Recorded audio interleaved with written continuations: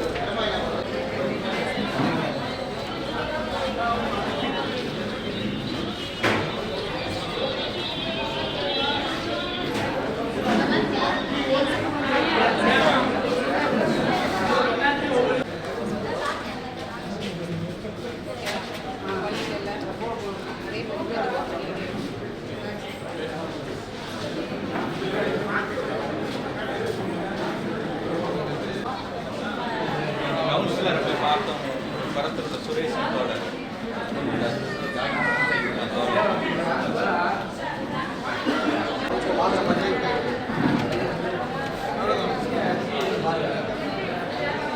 அப்படியே போட்டு கையில் கொடுக்குற மாதிரி சர்டிஃபிகேட்